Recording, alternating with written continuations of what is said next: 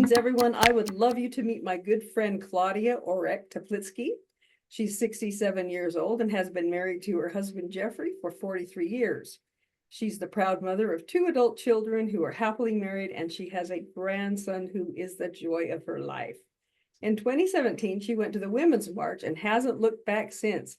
She started a resistance group in February of the same year, and now they are 40 strong in Tucson and another 100 who support them throughout the country on Facebook. This group works hard in the community to practice social justice. Claudia says she found her voice in 2017 and is proud of herself and the work she does. I'm amazed by her vivacity and vitality and so glad she's in my life. So Claudia, tell me more about this experience of going to the event in 2017. What type of march was it? Well, it was a march for Women's March, and I was representing Planned Parenthood, the organization Planned Parenthood, I've become an ambassador for them. And I went down to the march downtown with my husband and friends, and we were representing Planned Parenthood because Planned Parenthood services were in jeopardy of being cut by Congress. Great. Can you paint a picture of the event, such as the emotions and any memorable moments? Well, I can remember standing there and with my friends and thinking back and thinking that, you know, as a child, my parents were a little bit of social justice people, and they had taken me to peace marches when Vietnam was going on. I had a bracelet from one of the forgotten soldiers, a POW. So I remember doing that, and it just felt like it was not coming full circle, but I was adding to the circle by being downtown and representing my family and women around me, and having my own immediate family in the back of my mind, thinking, well, thank you, Mom and Dad, for, you know, helping me give this voice, use this voice. Nice. How did this experience unlock this passion of yours? You know, what it did is it showed me by everybody marching, there was probably, I don't know, 5,000 of us downtown, that there was a need and there was a path forward. And my path was with Planned Parenthood. I was gonna volunteer for them. They were gonna show me how to be an activist best for their organization. So we did postcard writings, and we went to Senator Flake's office and stood in front and knocked on his door and asked him to come talk to us.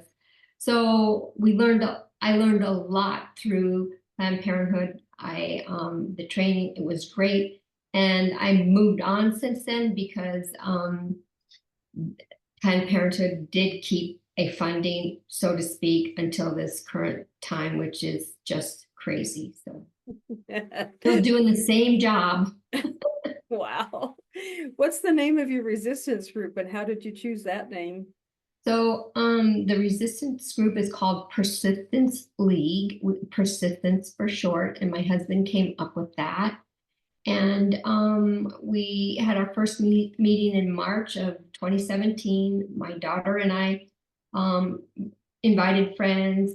We must have been 20 at my house, and we talked about our hopes and wishes going forward as we were going to navigate the new world of Trump being president and Planned Parenthood being under attack.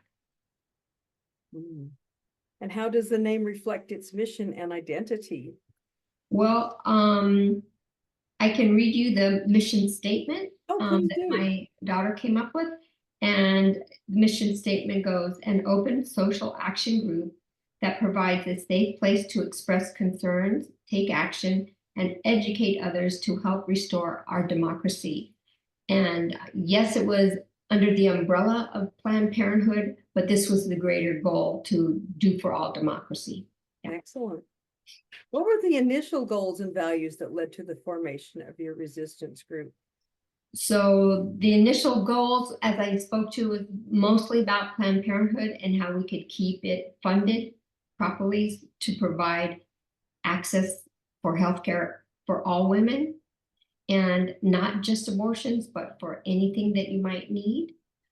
So that was the immediate goal then. That was one. The second goal that came into being, we started helping asylum seekers with providing food and helping with clothing and doing some hands-on meeting of the guests. They started at the monastery or country club, and it has gone from Casa Salitas to the Welcome Center, and it's still in very much need. And these are for the asylum seekers who are legal once they come to our country.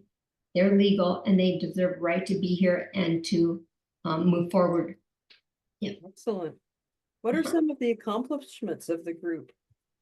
So we continue to help with the Casa Salitas Welcome Center, and some of the things that we, tell me again, some of the things that we Some of the accomplishments. Okay. I failed to mention that we also support a candidate since about 6 years ago, and her name is Stephanie Stahl Hamilton, and she's from LD 21, and we've been supporting her through these years with canvassing for her, knocking on doors for her, collecting signatures for her, and she has gone on to be a real hero for the state of Arizona and women this year, and I can speak more about that if you like. Okay. Yeah. Stephanie was instrumental in getting the repeal of the 1864 ban on abortion removed from our Constitution here in Arizona. This happened in the springtime, and it made national news. She was magnificent. She got the vote she needed in the legislature that is tipped by one vote Republican in each house. She found the common ground, and she was able to get this law repealed. So she's a hero in my eyes. Great, thank you. Mm-hmm. Can you describe a personal anecdote that illustrates the impact of your work on others? So, yes, I'm going to tell you about a personal moment that happened when I was registering voters, and it was in probably 2018. We were at Pima Community College, and a young man came up and he said, "I'd like to register to vote." And I said, "Okay, when are you going to be 8? Are you old enough?" And he goes, "Today's my birthday." Oh. And he said, "I'm so excited because once I register to vote and I take back the form, my mom and dad are going to take me for lunch to celebrate the fact that I am a voter now." And I swear I had tears in my eyes because he was so excited. So was I. Oh, that's beautiful. Yeah, it was, I remember it my whole life. How have these accomplishments contributed to a larger movement or social change? Well, registering voters as we do in persistence, we're about 20 women, and we're doing that right now. We go to the libraries, we go to senior living homes. We also go to, been known to go to Hot Shop because we have permission to be there too. And so we just are out in public, and we're always asking, "Are you registered to vote? May we help you to register to vote?" So that's one of the things that we're doing. We provide this service to the public. We've been trained by Pima County. And so this is what we're currently doing right now. We're very, very busy until ballots drop October 9th, but we can register somebody until October 7th. And I think that I will show you a QR code, or there'll be a QR code up. And if you're watching this, you can hit on that code, go to the website, servicearizona.com, check your status, even change your address, or you can register to vote off of that QR code. It's magical. So we were talking recently about a law change that happened. Can you tell me how that might affect even you and me? And why we would check that QR code? Well, what's happened is that the Republicans in the legislature are making it more and more difficult for people to vote.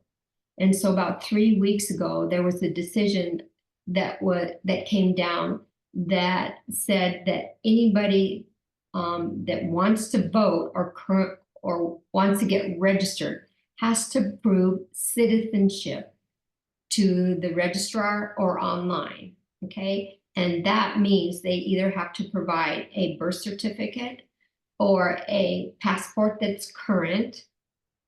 And it can also be done by providing a statement of residence where you live, like a bank statement with your name and an address, and your driver's license. You would send those two things in copies, of course, to Pima County Recorder's Office, and then they would make the determination to give you an Arizona ballot, which is 4 sides of paper, or they could give you a federal ballot, and the federal ballot allows you to vote just for president.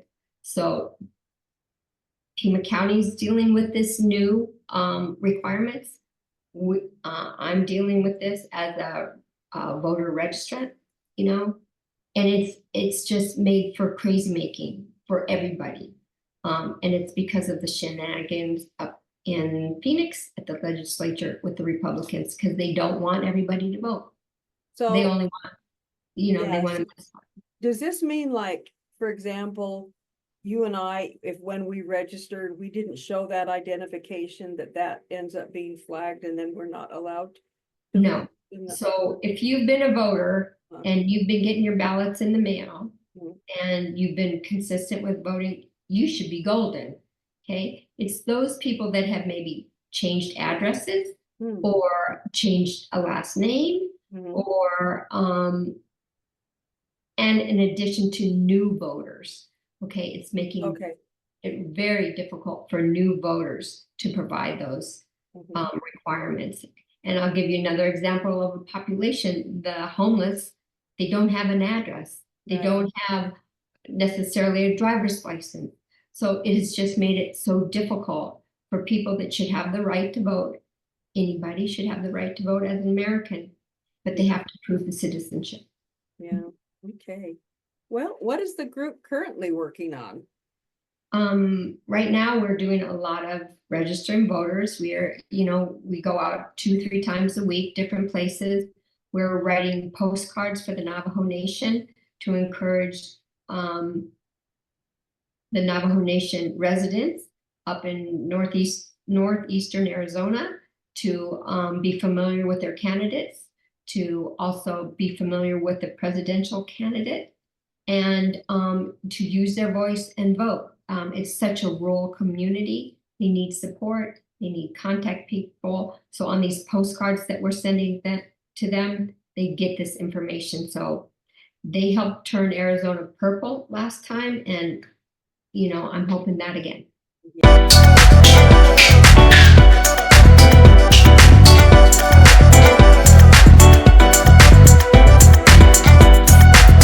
Claudia, what challenges have you had or do you have now? Challenges that I have. Well, right now it's just about maintaining this crazy energy. I am a firm believer in having positive energy to do good things. But myself, I have my core family, I have my social friends and work, and then I have this extra big circle of what's going on in the country and how we can make a change. And so that's what we're trying to do. But the energy for me is exhausting. So by 5 o'clock at the end of the day, I'm done and I want to make a nice dinner and watch something funny on And snuggle TV. with Jeff. Yeah. Yeah. Good for you. What are your long-term aspirations for the group and its impact on society? My biggest hope is that we're doing something right now, as Michelle Obama asked, do something. So I have total confidence in the women that I've been working with, and it's probably 20, 30 strong right now. Everybody wants to do something. And just by being out there and educating and talking about things, it's making a difference. And, you know, wish and hope is that Kamala Waltz will be the winning ticket and that we'll all be safe when that happens, and that we can come together as the country, and that maybe I did my little part in this. Yay, you. Yeah, me and my group. Yeah, Yeah. yeah. What are your next steps? So continuing to do these, important projects, but a big step will be a fundraiser for Stephanie Stahl Hamilton. She's in a contested race. We'll have a fundraising opportunity on October 16th for that. And after we're done registering voters, come October 9th, ballots will drop and we will be part of Arizona List organization to get out the vote. So that will be canvassing and calling and texting all registered people with phone numbers. Get ready for it. You're going to get more phone calls and more texts, but that's the idea. And the best way is to knock on doors and to meet people face to face and I say, I'm here, I have something to share with you. And if they say no and politely shut the door, consider that okay. But if they say, can you tell me more? I always can tell them more and we can move forward from that. Excellent. How do you envision your personal involvement in the cause evolving in the future?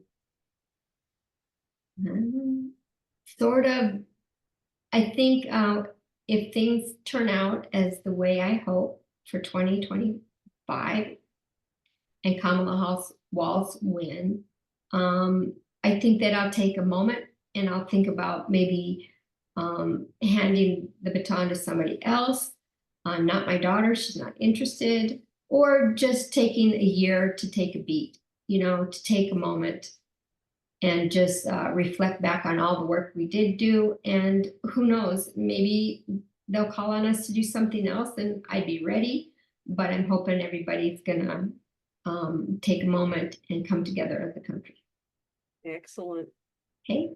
Well, I want to thank you for your time, Claudia, as well as all the work that you've done in the community and society and country at large. And I'm so glad you're a friend of mine and in my life. And it's just so inspirational to know you. Thank you much for your time. Well, I appreciate you, Liz. You are a wonder that you can put all this together and you have patience and grace with me. So thank you. Bye.